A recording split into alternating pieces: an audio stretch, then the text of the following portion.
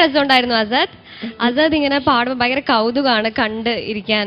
ഇങ്ങനെ ആ കുഞ്ഞി കയ്യിൽ മൈക്കൊക്കെ പിടിച്ച് ഇങ്ങനെ പാടുന്ന കാണാൻ ഭയങ്കര ഇഷ്ടമാണ് എല്ലാവർക്കും. ഇനി നമുക്ക് thank you, welcome. Azad 4th സ്റ്റാൻഡേർഡിലാണ് പഠിക്കുന്നത് അല്ലേ? നമ്മുടെ കുട്ടി കണ്ടസ്റ്റന്റ്, ഏറ്റവും യങ് കണ്ടസ്റ്റന്റ് ആണ് ആസാദ്. സ്കൂളിലൊക്കെ എങ്ങനെയാ, പഠിത്തമൊക്കെ എങ്ങനെ പോകുന്നു? നന്നായിട്ട് പോകുന്നു. ഇടയ്ക്കിടയ്ക്ക് ഇങ്ങനെ ഗൾഫിൽ പോകുന്നതുകൊണ്ട് പഠിത്തം നടക്കുന്നുണ്ടോ ആസാദ്? നടക്കുന്നുണ്ട് അല്ലേ? നല്ല കുട്ടി ആസാദ്. ഓക്കെ, ഇനി നമുക്ക് പാടിയതിന്റെ കമന്റ്സ് അറിയാം. നമുക്ക് വേണു ചേട്ടൻ ചോദിക്കാം. ചേട്ടാ അസലായി പാടി മോനെ, അസലായിട്ട് പാടി. Thank you. ഈ 4ാം ക്ലാസ്സിൽ പഠിക്കുന്നു എന്ന് പറയുന്നു, പക്ഷെ എനിക്ക് കണ്ടിട്ട് 4 വയസ്സേ തോന്നുന്നുള്ളൂ. ബേബി ഓഫ് ദ ടീം അല്ലേ അസാദ് അല്ലേ? എനിക്ക് പാട്ട് ഭയങ്കരമായിട്ട് ഇഷ്ടപ്പെട്ടു. അസാദ് എന്ത് മീനിങ് ഫുൾ, എന്ത് അർത്ഥം മോന് മനസ്സിലായോ അതിന്റെ? നമസ്കാര എന്താ മോനെ ആദ്യത്തെ? വിരിപ്പി മുഖമർത്തി. എനിക്ക് അടുത്ത ലൈൻ മോൻ പാടിയത് അസാദ്. നടുങ്ങുന്നു കരയുന്നു അല്ലേ? എന്താ പാടിയത് മോനത്? ആ ഒരു വല്ലാത്തൊരു ഫീൽ ഉണ്ടായിരുന്നു. ഈ ഏജിൽ കിട്ടാത്തൊരു ഫീൽ ഉണ്ടായിരുന്നു അതിനകത്ത്. കൽബുയർത്തി അല്ലേ? കൽബുണർത്തി.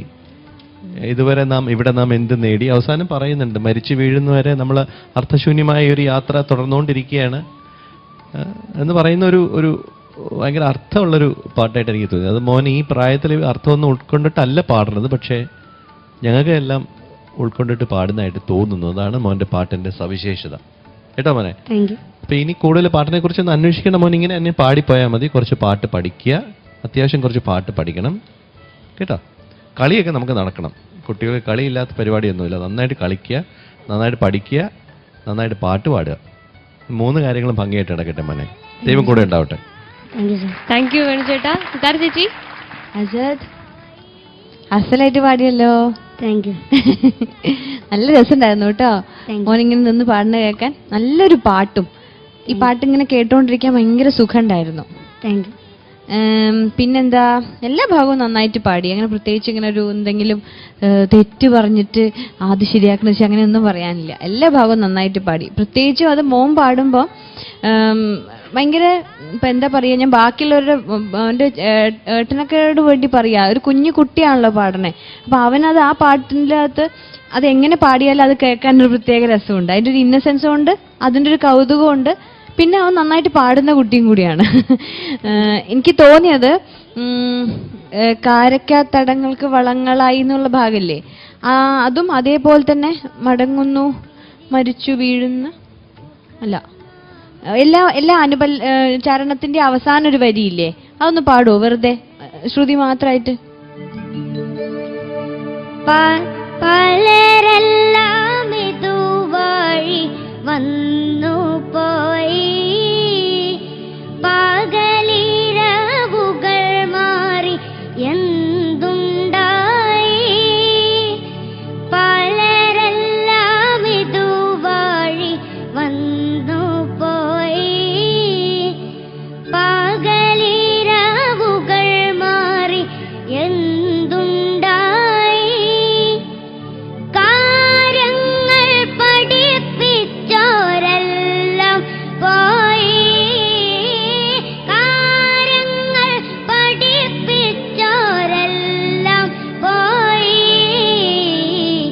കരയ്ക്ക തൈകൾക്ക് വളങ്ങളായി. ആഹാ, ഇതിപ്പം ഒരു കുഞ്ഞു മോനല്ലാണ്ട് വേറൊരാൾ മുതിർന്നിട്ട് ഭയങ്കര ബുദ്ധിയൊക്കെ ഉപയോഗിച്ചിട്ട് ഇങ്ങനെ എക്സ്പ്രഷൻ കൊടുത്താലും ഇങ്ങനെ വരില്ല. ഇത് മോൻ പോലും അറിയാണ്ട് മോൻ്റെ ഉള്ളിലുള്ള ഒരു നന്മ കൊണ്ട് വരുന്നൊരു എക്സ്പ്രഷനാണത്. ഭയങ്കര രസമുണ്ടായിരുന്നു കേൾക്കാൻ. അപ്പൊ ഇനി ഇതേപോലെ എത്ര വലിയ കുട്ടിയായാലും ഇത്രയും നല്ല കുട്ടിയായിട്ട് തന്നെ ഇരിക്കാൻ പറ്റട്ടെ കേട്ടോ. All the best. Thank U ചേച്ചി. ഷാൻ സർ. അസദേ, നല്ല ചുള്ളനായിട്ടുണ്ടല്ലോ അസദേ. മോൻ പാടിയതിനെ പറ്റി എനിക്കൊന്നും പറയാനില്ല. മോൻ്റെ പേര് അസൽ അസദ്നോ അല്ലെങ്കിൽ അസാധ്യ അസദ്നോ അങ്ങനെയൊക്കെ ആക്കേണ്ടി വരും. മോനെ അസലായിട്ട് പാടി, അസാധ്യമായിട്ട് പാടി. അത് എനിക്ക് എൻ്റെ ഫേവറേറ്റ് ഭാഗം എന്ന് പറയുന്ന കരയുന്നു. അവിടെ മോൻ്റെ മുഖം വരെ മാറുന്നുണ്ടെന്നുള്ളതാണ്. അത് സിത്താര പറഞ്ഞ പോലെ അത് ആ മോൻ്റെ ഉള്ളിലുള്ള ഇന്നസെൻസ് ആണ് ആ ഒരു പാട്ടിന് കൊടുത്ത ഒരു ജസ്റ്റിഫിക്കേഷൻ. നന്നായിട്ട് തന്നെ പാടി മോനെ. All the best. Thank you Shan sir. Faisal മാഷേ. PT അബ്ദുറഹിമാൻ എന്ന കവിയുടെ റൗണ്ടിൽ പാടാൻ ഏറ്റവും അനുയോജ്യമായ ഒരു ഗാനമാണിത്. കാരണം മനോഹരമായ വരികൾ, ഇവിടെ വേണുചേട്ടൻ പറഞ്ഞതുപോലെ തന്നെ. ഇപ്പൊ വേണുചേട്ടൻ ആദ്യമായിട്ട് ഈ പാട്ട് കേൾക്കുകയാണ്. അപ്പോഴും മോൻ പറഞ്ഞത് ശരിക്കും അതിന്റെ വരികളൊക്കെ തന്നെ കോട്ട് ചെയ്തുകൊണ്ട് ഇവിടെ സംസാരിച്ചു. കാരണം ആ വരികൾ അത്രയും കമ്മ്യൂണിക്കേറ്റ് ചെയ്യുന്നുള്ളതാണ് മോൻ്റെ ഏറ്റവും വലിയ പ്രത്യേകത. ഇതിലെ ചില വരികളൊക്കെ ഉണ്ട്. ഇപ്പോൾ നമ്മുടെ പിന്നെ കാര്യങ്ങൾ പറഞ്ഞവരെല്ലാം പോയി, കാരക്ക തൈകൾക്ക് വളമായി.